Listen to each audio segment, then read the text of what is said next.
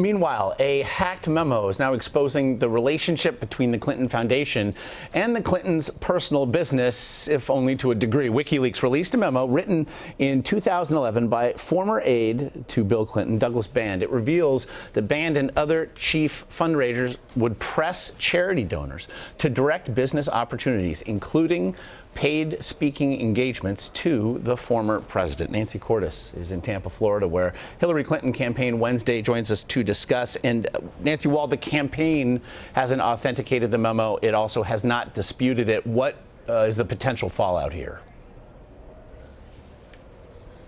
Well, I think it shows just how closely intertwined these donors to the foundation were with the former president, Bill Clinton, and in some cases enriching him personally. Now, we've already known for quite some time that these payments were being made to the former president because they have put their tax returns out there for many years. So we know that he gave these high-priced speaking fees. We know that he was paid millions of dollars, for example, by certain organizations to advise them and to be on their boards. But what we didn't know was just how assiduously his top aides, and in particular one top aide, Doug Band, worked to convince top donors to also hire the former president. Beyond that, aide goes into detail about how a lot of these donors and clients ended up giving the president in-kind contributions, things like vacations and gifts. In some cases, he said lavish gifts.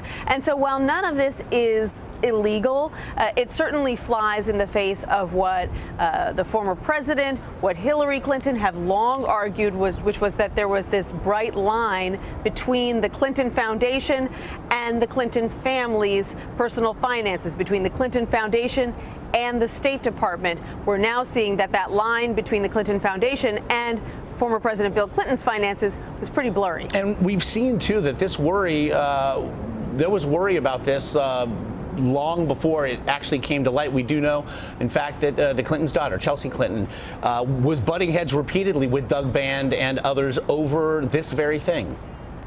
Right. I mean, she was being very specific. You know, in these emails, she says, I feel like Doug Band and Teneo, some of his associates, are hustling the Clinton Global Initiative, trying to drum up business from these donors for themselves. She even accused them of stealing from her father.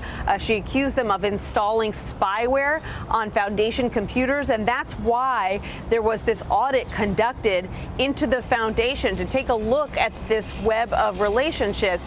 And that prompted Band to write this pretty remarkable 12-page memo, essentially defending himself and saying, look what I've done for the president. I personally am responsible for about $50 million worth of his speeches and other engagements. I've always looked out for the former president. I've made sure that he got these gifts. I've made sure that he's gotten these in-kind contributions. So he's making the case that he has really helped to enrich the Clintons personally. And it also shows the challenge here, because he was serving not just as a top foundation official, but he was the top aide to former President Bill Clinton himself in his personal endeavors. So there was obviously a ton of overlap there that only was exacerbated when Band decided to start his own consulting firm, Teneo, where he himself was trying to benefit from those foundation contacts.